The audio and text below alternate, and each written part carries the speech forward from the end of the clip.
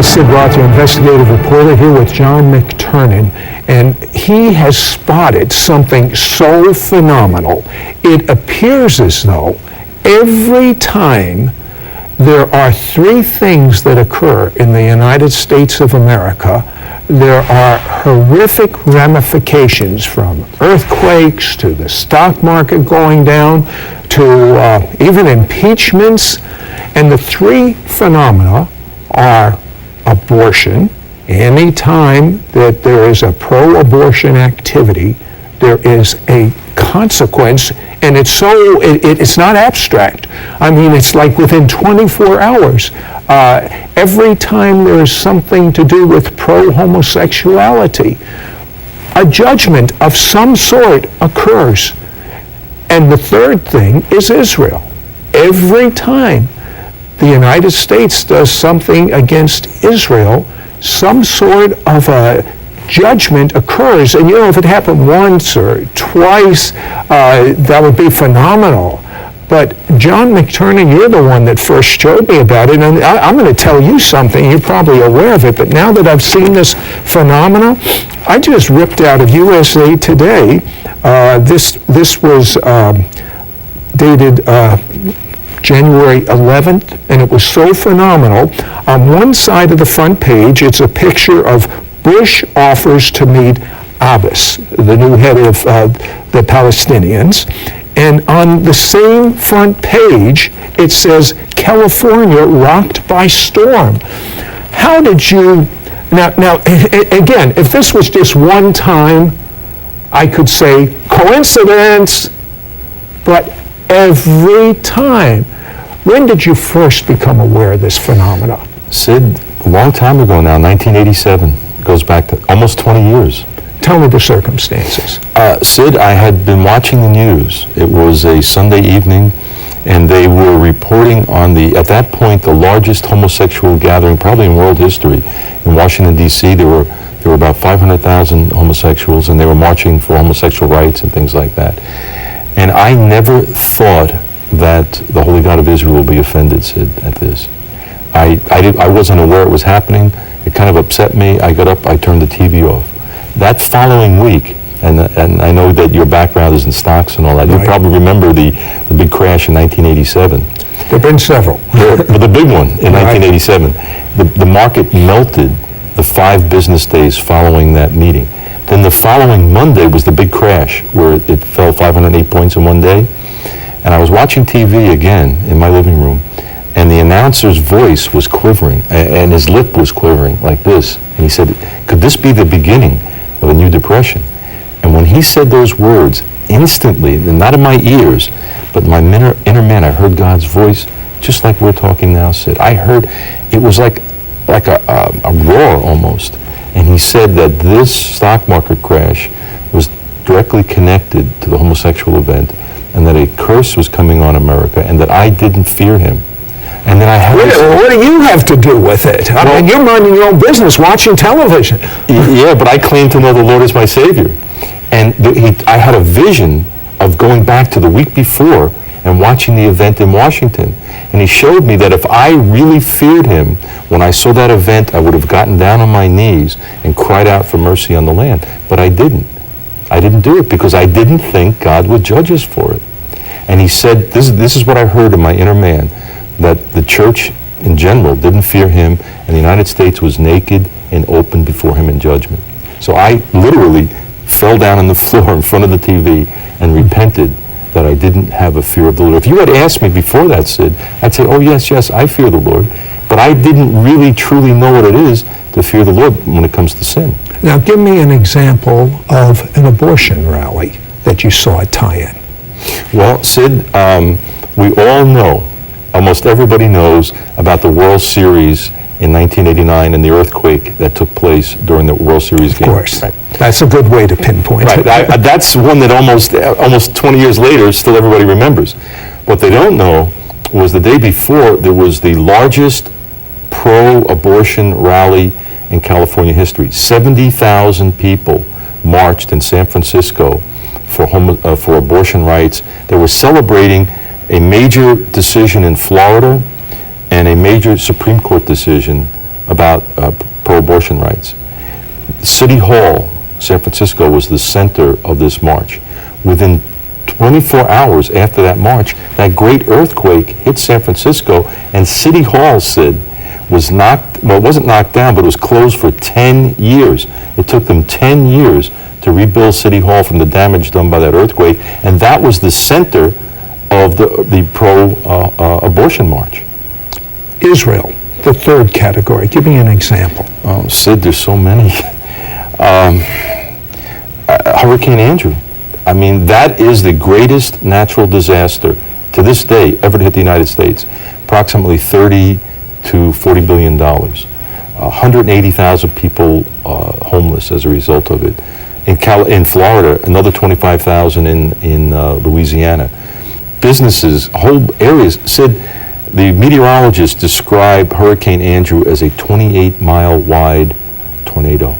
Can you imagine that? Winds for 200 miles an hour for like 28 miles. When you look at a map, it leveled a 28-mile segment of Florida from the Atlantic over to the Gulf. Okay, what was the cause that most people don't know? Isn't this interesting? The Madrid peace process, which was initiated in October of 1991 by President Bush Sr., a year later, well, less than a year later, it was transferred to the United States.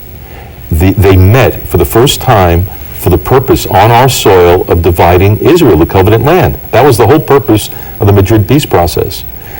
That was 4 hours. They met 4 hours after. Tell me about that phenomenon. Well, Sid, this is, in recent times, this is where it begins with Israel. October 31st, 1991, when President Bush Sr. initiated the Madrid peace process in Madrid, Spain. And if you remember back that far, it's getting to be a long way now, but the president brought Israel, Egypt, the Palestinians, and Syria to the negotiating table, and that's where the term land for peace comes from, where Israel was going to give up the covenant land according to the scriptures. It's called the West Bank, but the Bible calls it Judea and Samaria. Well, why is God so upset on dividing up the land of Israel? Because that land has a direct connection to his prophetic plan for the second coming of the Lord and for the salvation of mankind. It is directly associated, directly connected with his prophetic plan. So tell me about this perfect storm. Well, the President of the United States is in Madrid, Spain, initiating the Madrid peace process, which we just described. The very day, Sid, not, again, these things that you're describing don't happen, it isn't something like a week or month away from the event and you kind of twist it to fit it. It's same day occurrences, like you read from that article. On the very day that he's in Madrid, Spain, initiating the Madrid peace process, what was called a perfect storm had formed a couple days before in the North Atlantic. Sid, when was the last time you heard of a hurricane forming off Nova Scotia in October? It's kind of not the way science says it's supposed to be. Right, so hurricanes form in warm water, like in July and August and September, and they come from the south and go southwest and end up going, northeast. This one came from the northeast and went southwest, and it went 1,000 miles the wrong way. It was the most powerful storm ever recorded, Sid. It generated waves in the Atlantic Ocean between 120 and 150 feet high. Can you imagine that? Never have they, as a storm, had this power. It came the wrong way 1,000 miles. It never hit directly. The eye never hit the coast of the United States, but it was offshore, and it sent 30-foot waves against the coast, and the president has a home in Maine, Kennebunkport, Maine. And that storm, at the same time he's initiating a plan to touch the land of Israel, that storm touched his home, sent 30-foot waves against his home, and when he came back from Madrid, he had to spend 2 days in Kennebunkport overseeing the rebuilding of his home. So while he was touching the covenant land of Israel, his very own home was being touched by what's called a perfect storm and a freakish weather pattern that the meteorologists say only develops once every 100, 200 years. They've made a movie out of it. Former head of the Palestinian people, Arafat. Yes. I'm amazed at, it seems as though every time he comes to the United States, there's a problem in reference to if he's coming to negotiate about Israel. Explain. Sid, in my book, I have recorded 14 instances where Yasser Arafat came to the United States, and then one occasion when President Clinton met him in Gaza for the purpose of carving up the nation of Israel. Every one of those occurrences, either a hurricane hit, massive tornado storms that are recorded as some of the worst tornado storms ever recorded. The presidential scandal began while he was waiting to meet with Yasser Arafat. The sex scandal broke, and then while he was meeting Arafat in Gaza, he was impeached. On the same day, Sid. Isn't that amazing? Like months later, but on the same day. Stock market crashes. I heard one investor once, I was showing the stock market what happens when Arafat was coming, and he said, we should get ready to sell, before he comes. They would follow the stock market because Arafat would come, because you'd see record falls, like the day before he came, the day he was here, and the day after the stock market would just fall. Massive forest fires, Sid. Floods, massive flooding would occur. Record floods in Texas comes to mind when Arafat came. So every time Yasser Arafat set foot on the United States soil for the purpose of carving up the nation of Israel, an awesome disaster occurred, Sid. So how come you? How come you're the one that spotted this? I mean, it's so like clockwork. Every one of, now that I'm tipped off, I see this. Yeah, you can see it yourself. Anyone can see it. I mean, on this front page of USA Today, on the same page, these two things. Yeah, and you notice it was just for President Bush to meet with the boss. Record storms. In 120 years of record keeping, they were the worst storms ever to hit California, Sid. And they were occurring while the Palestinians were voting for Abbas, and then President Bush makes that statement. He invites him to come to the White House. So I think, Sid, we should all be on our knees. If he a coincidence, 3 or 4 coincidences, 10 or 11 coincidence. But how many times have these things happened since you've been charting it? With Israel alone, I'm saying about 45 to 50. And we're not talking about weekend thunderstorms, Sid. We're talking about massive hurricanes and earthquakes and stock market crashes and powerful tornado storms that tear up, states. Now, you said you really wanted me to see this newspaper article here. Tell me about it. Sid, in the I've gone back now to the 1930s to make this correlation between touching Israel and judgments on America. In the 1930s, Sid, in Long Island, New York, the Nazis set up headquarters. This is like sort of a hidden thing in America now. Well, I'd never heard of that. Yeah, it's called Camp Siegfried, a 60-acre estate in Long Island, New York. And Sid, doesn't this sound funny? Or not funny, but strange? The headquarters of the Nazi Party outside of Berlin was Camp Siegfried in New York. Isn't that amazing? Yes, it is. They were setting up chapters all over the world. They were going into Canada. They were going into Central America. They had 70 chapters in the United States. Sid, in 1937, I can give you the date, July 14th, 1937, there were 40,000 Nazis meeting at Camp Siegfried on Long Island. 40,000. They rented entire trains to go from Penn Station in New York to take all the Nazis out to Long Island. Isn't that amazing? I've never heard of that outside of you telling me about it. Well, right. This has all been kind of suppressed. But what has happened, Sid, I'm able to make a correlation with the Nazi headquarters. And by the way, on the map of the Nazi headquarters, you will see, this is still the map for today, Adolf Hitler Street. Can you believe, Sid, I'm serious. I want your viewers to see this map with Adolf Hitler Street, Hermann Göring Street, and Joseph Goebbels. This is still the official map in the United States. We have Adolf Hitler Street. Does it still exist today? Yeah, it still exists officially. If you go there today, I believe it's called Oak Street. But if you buy property, the deed says Adolf Hitler Street. So what happened to all of them? Well, after the war, you're talking about the judgment from yes. God. But what happened, Sid, in 1938, this tremendous hurricane came up the coast of the United States. And they didn't have the sophisticated equipment that we have today to monitor the hurricanes. And historically, all hurricanes turned out to sea when it came up the coast. This one here did not, Sid. Because of meteorological reasons, it went straight north towards New England. But in the way of New England is Long Island. This hurricane, the eye of the hurricane was 50 miles wide.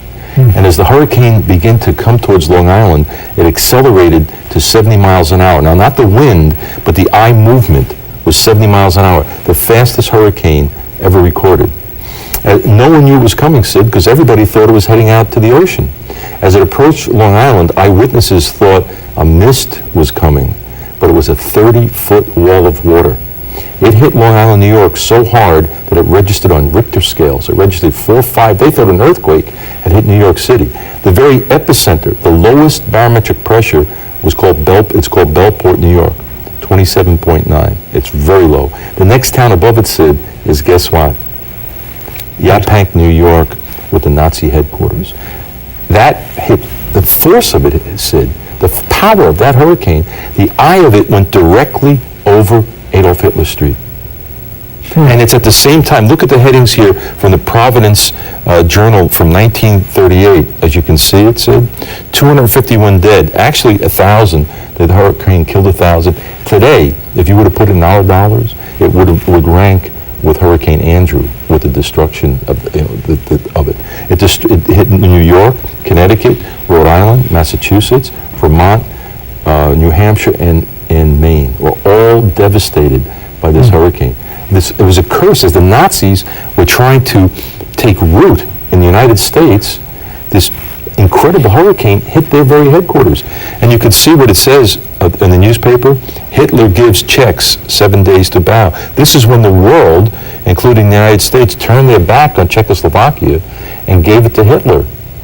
It happened at the exact time that great hurricane of 1938 was going over the Adolf Hitler Street here in the United States. Let's fast forward a little bit. Let's suppose that the United States is the chief power broker in a Palestinian state. Based on what you know, what effect will that have on the United States? Sid, I believe God is warned already. He's telegraphing it. I believe that he may remove us as a world power, Sid. It's that serious? Yes, it's that serious, Sid. Because Israel is at the very heart of God's prophetic plan.